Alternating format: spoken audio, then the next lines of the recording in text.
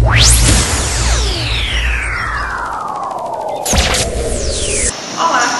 Os avanços tecnológicos baseados na informática auxiliam na gestão de qualquer empresa. Porém, um simples acesso não garante sua eficácia. É preciso pensar o seu uso e a sua implantação para que realmente auxilie no processo de trabalho. Essa questão é tão importante que existe um curso específico para estudar esse tema. É o Sistema de Informação. Você sabe o que é Sistema de Informação? Quais as vantagens? Quais as desvantagens? E os benefícios? Essas e outras dúvidas serão tiradas pelo professor de Sistema de Informação da Unijorge, Alex Soares. Algumas pessoas têm a ideia equivocada pensando que sistema de informação só surgiu com o advento da tecnologia. Não, erro. Na verdade, as empresas já possuíam armários, onde esses armários eram arquivados nas pastas da forma de gerar informação da forma mais rápida para a tomada das decisões. O que acontece a maioria das vezes é que as empresas informatizam, compram várias máquinas, compram sistemas, porém não têm os seus processos definidos. Sem os seus processos definidos, não conseguem entender quais são as entradas, quais são os processamentos, quais são as saídas. A consequência disso é gerar informações equivocadas ou informações desnecessárias, gastando tempo. Os benefícios em relação à empresa que já está informatizada, que já conhece seus processos, já sabe as suas responsabilidades, são inúmeros, principalmente na área de RH.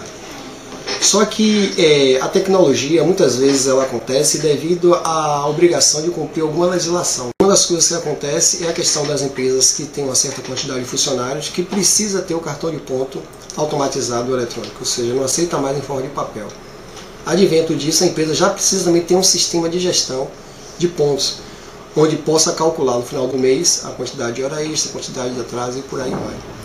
Além desse benefício que a tecnologia trouxe, né?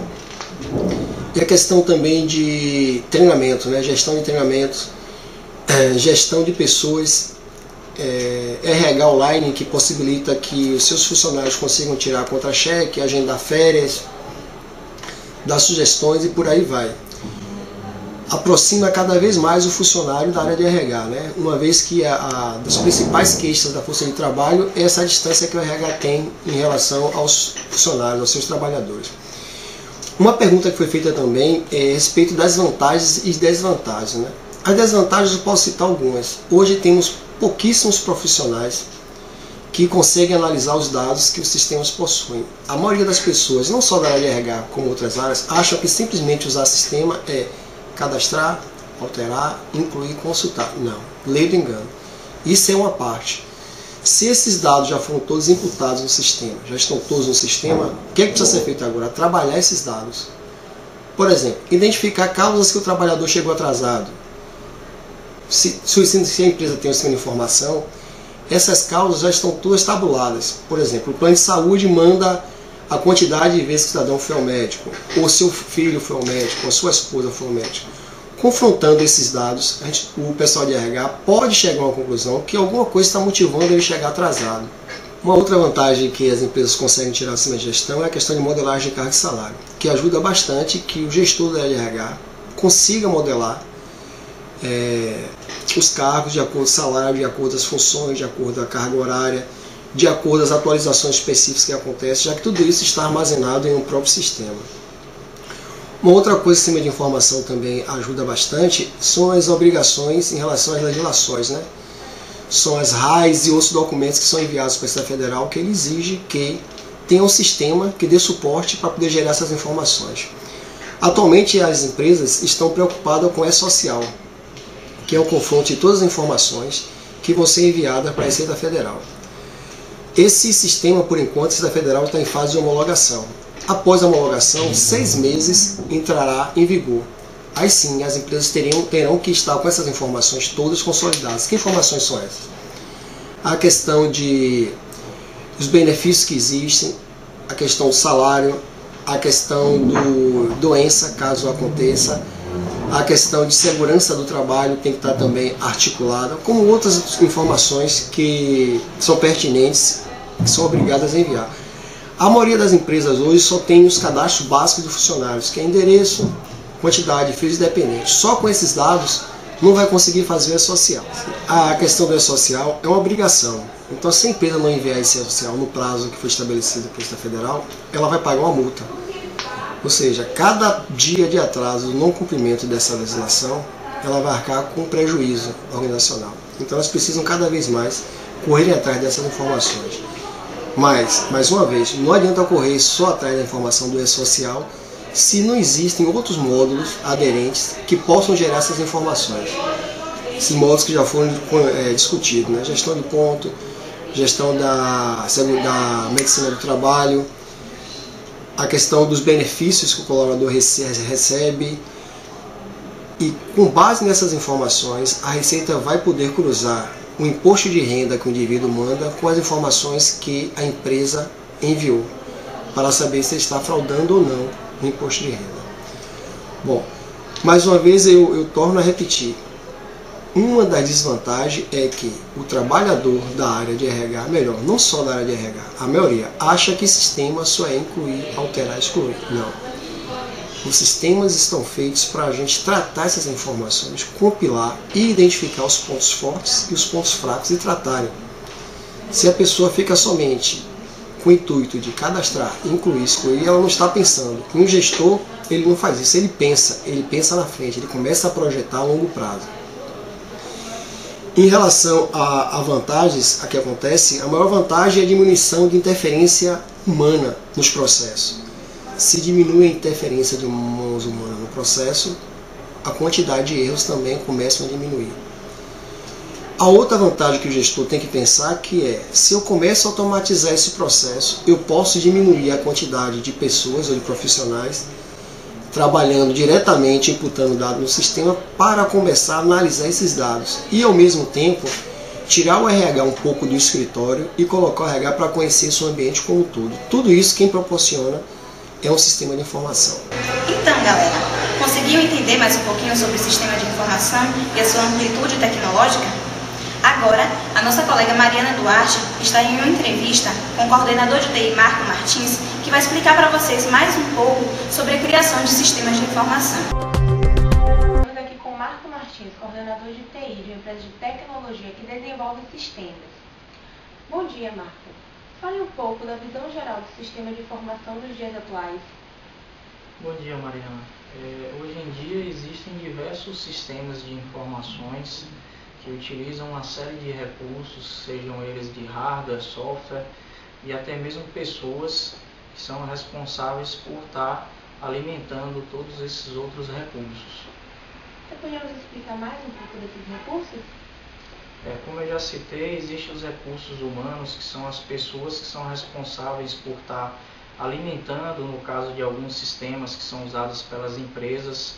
Mesmo todo o processo sendo o mais automatizado possível, ainda se faz necessário muito a participação das pessoas, que no caso são os usuários dos sistemas, para poder colocar, para poder ir alimentando as informações dentro dos sistemas.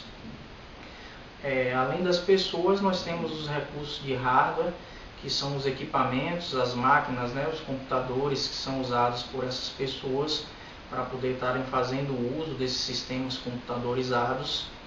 Junto a esse hardware, nós temos os recursos de software, que são os programas propriamente ditos, que são usados pelas pessoas para poder estarem alimentando os sistemas, as informações.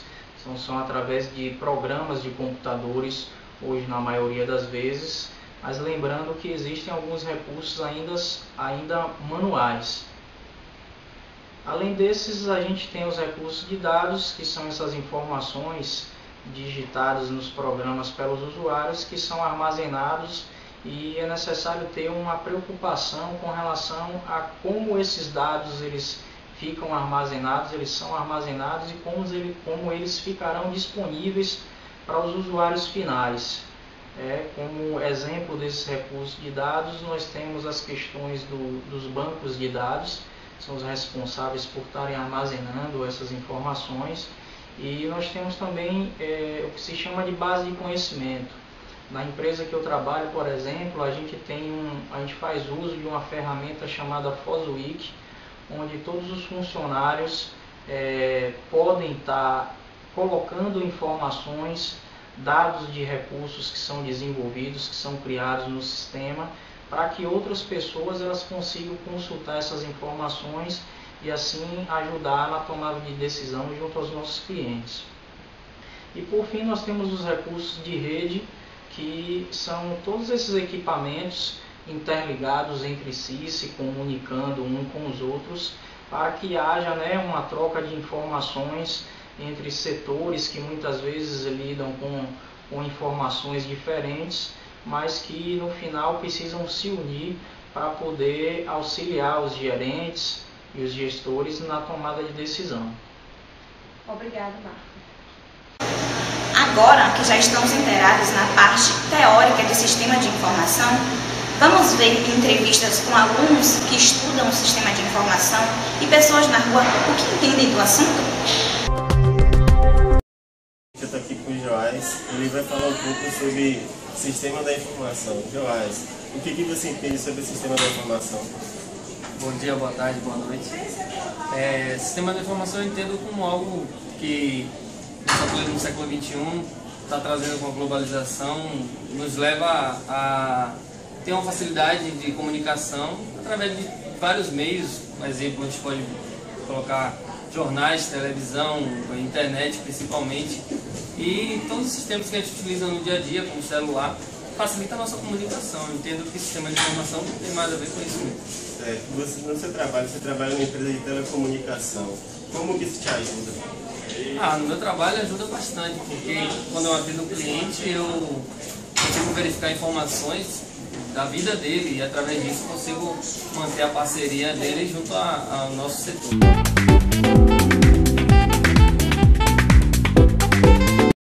Você sabia que existem vários cursos que formam profissionais da área de tecnologia? Então, alguns desses cursos são Ciência da Computação, Engenharia da Computação e também Sistema da Informação. E o objetivo desses cursos é formar profissionais capacitados para desenvolver programas de redes, jogos, sites como blogs, até mesmo sistemas empresariais. Então fica para você essa dica que quer seguir nessa carreira. Olá pessoal, nós estamos aqui com Givanildo Souza, ele é técnico de informação e presta serviços para organizações aqui em Salvador. Olá Givanildo, tudo bem? Tudo bem. Givanildo, você poderia me dizer por que você escolheu a área de sistema de informações para atuar? Na época, parecia ser a profissão do futuro. Até porque eu trabalhava com outra área, com outra coisa totalmente diferente da informática. E aí veio a ideia, veio a perspectiva de uma vida melhor. E hoje eu estou aí. Hoje eu trabalho com informática, inclusive tenho uma empresa de informática, presto serviço e por aí vai. Você fez alguma graduação para superior? Não, mas eu tenho uma graduação técnica, que de fato é o que mais exige para a minha área. E com isso, sempre se atualizando. Você já falou que você presta serviços para diversas empresas aqui em Salvador. Exatamente. Você pode me dizer mais ou menos como é o seu dia a dia nessas organizações? Bom, a logística funciona da seguinte forma. O cliente geralmente ele me manda um e-mail especificando o tipo de problema que ele tem. Lá ele vai me dizer o nível de urgência. Se, como eu estou sempre online com o e-mail no celular, geralmente a tendência é responder na hora. A depender do nível, ele liga e aí a gente marca um horário, a depender se der para encaixar durante o dia, se não der, no dia seguinte. E tem a questão da distância também. Muitas vezes eu preciso atravessar a cidade para conseguir atendê-lo. E a depender de que situação seja, realmente ele vai aguardar um pouco. Então assim, em resumo, ele vai ligar solicitando o chamado ou mandar um e-mail, como é de praxes. E daí eu vou lá, vou verificar, antes, dar uma sondada, verificar qual a real necessidade, o que está acontecendo, qual é o problema. A depender do que seja, dá para resolver de forma remota, através da internet. Então, é o que agiliza também essa questão de atendimento. Existe um tipo de programa que você possa fazer remotamente? Existe vários tipos de programa que a gente possa... Você pode exemplificar? Hoje a gente trabalha com a ferramenta, tem o LogMeIn, tá? Tem o TeamView, que são ferramentas que dão acesso remoto, são ferramentas que agilizam o nosso trabalho, na condição de fazer com que a coisa flua melhor, resolver o problema do cliente de forma mais rápida. E isso se não for um problema do tipo, o equipamento dele parou, queimou, enfim, coisas do gênero. Então, desta forma a gente agiliza essa parte de logística no sentido de atender melhor.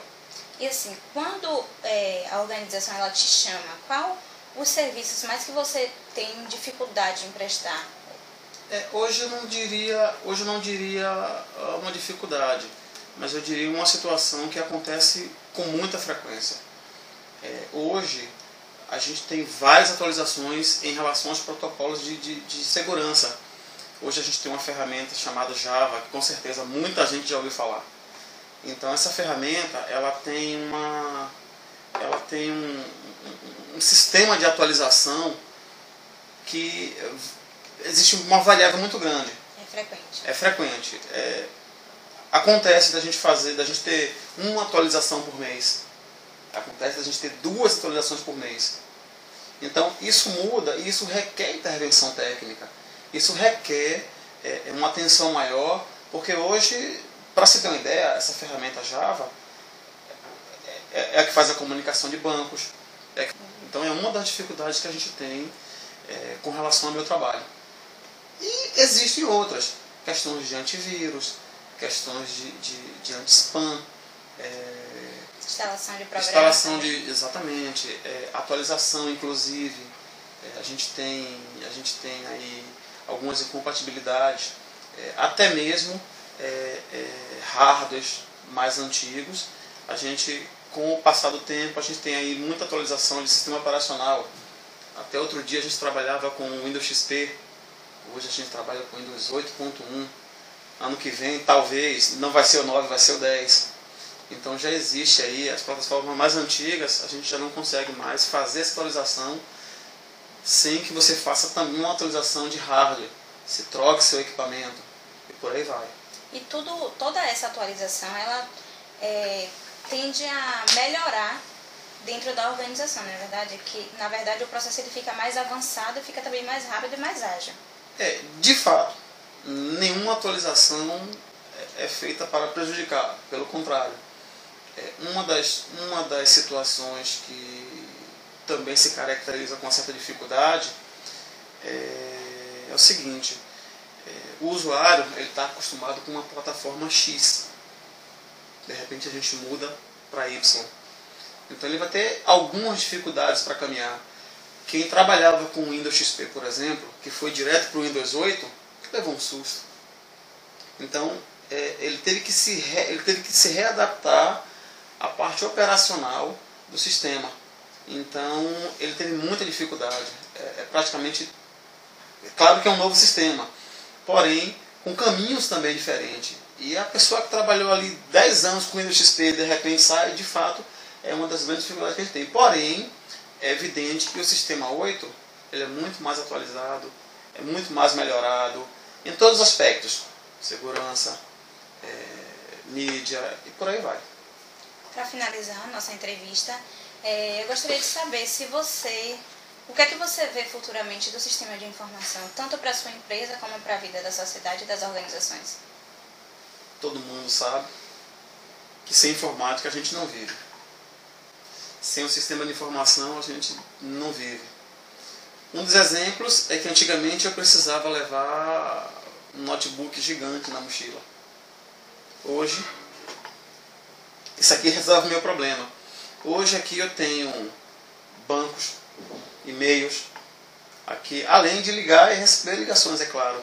Então eu tenho até o suporte remoto, eu consigo fazer pelo telefone celular, com as aplicações mencionadas antes. Eu consigo instalar o TeamView, eu consigo acessar o computador do cliente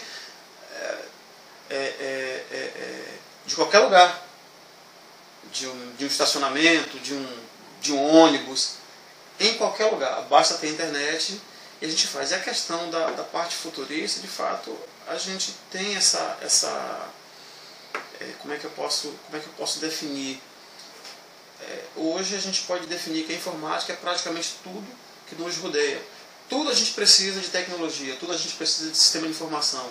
Hoje, se você vai num banco, da porta giratória é o sistema do banco. Se você vai Se você vai no supermercado, você tem ali ou seja, de fato, é cada vez mais tecnologia hoje e uma das coisas que realmente a gente tem uma certa dificuldade, voltando à parte anterior, no sentido de adaptação, porque realmente é muita informação para uma pessoa absorver. Então, melhorias, e eu vejo de fato um futuro muito melhor. A gente pode, para finalizar isso, a gente pode ver que até há 20 anos atrás, no máximo a gente tinha uma comunicação via telefone fixo. Hoje você tem Telefone celular. Por sinal, como exemplo, ele está praticamente em todos os lugares. Então a gente tem aí essa coisa bem legal, que é a informática, que é a segurança, enfim. Ninguém está sujeito a ter problemas, todos têm. A questão da adaptação, a questão de mudança de segurança e por aí vai. Nildo, muito obrigada por sua colaboração à nossa matéria. Espero. Você primeiro. Eu fico por aqui, muito obrigada a todos. Pode fazer suas considerações finais. Na realidade, espero ter ajudado. Informática realmente, hoje aparentemente é uma coisa fácil, mas requer um pouco de treinamento, requer cursos específicos, tanto na área operacional quanto na área de manutenção, e por aí vai. A gente tem essas atualizações e vamos para frente. Obrigada a todos e até a próxima aula.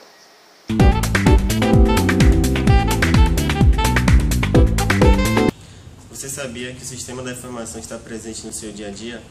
Um bom exemplo disso são os aparelhos celulares, os famosos smartphones, que através de seus softwares e aplicativos, você tem total acesso à sua conta no banco, fazer pagamentos, acessar e-mails e redes sociais, trazendo praticidade e agilidade no seu dia a dia.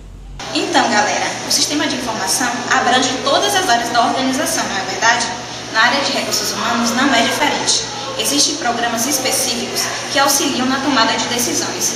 Um deles é o TOTS DataSul, que é um programa específico para folhas de pagamento, entre outras situações. Hoje, a gente fez uma entrevista com o coordenador de recursos humanos, que é especialista em relação a folha de pagamento no DataSul. Dani vai fazer uma entrevista agora com ele, que vai explicar para vocês como funciona o programa. Como é montada e como é criada a folha de pagamento no sistema DataSul? Olá, vamos estar apresentando o nosso sistema de folha de pagamento, que é a TOTS DataSul, na plataforma Windows. Vou mostrar umas telinhas aí para cálculo de folha. Primeiro passo para a contratação de funcionário para inclusão de folha é a questão da folha de pagamento na parte de manutenção pessoa física, onde nós incluímos todas as informações de cadastro do funcionário, endereço completo dele, documentos e tipo físico. Essas telinhas são todas preenchidas, todos os dados dele que são carregados para o sistema de consulta de funcionário. Então são todos os cálculos de folha de pagamento, cálculo de encargo, cálculo de INSS. Onde nós temos aqui consulta de funcionário, onde vem os dados cadastrais dele, data de início, data de admissão do funcionário, vencimento de experiência, 45 primeiros dias, segundo 45, os documentos pessoais dele, que também vão nessa tela aqui, documentos profissionais, carteira de trabalho, número de PIS, entre outros. Lotação de funcionários, onde vem os dados da pertinência, qual o tempo de curso dele, qual o local de trabalho dele. Aqui que vem toda a identificação do local da vida do funcionário. Salário, qual que é o salário que ele recebe mensalmente, dele também para cálculo de folha de pagamento. Qual a forma de pagamento dele, onde é que vai, qual que é o banco que ele recebe, se é diversos bancos que existem na praça.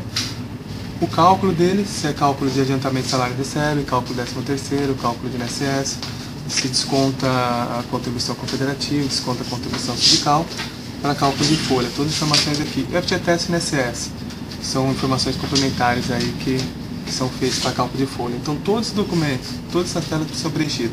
O cadastro de pessoa física, cadastro de consulta do funcionário, que no momento de você cadastrar, você vincula a pessoa física e preenche as informações necessárias para cálculo de uma folha.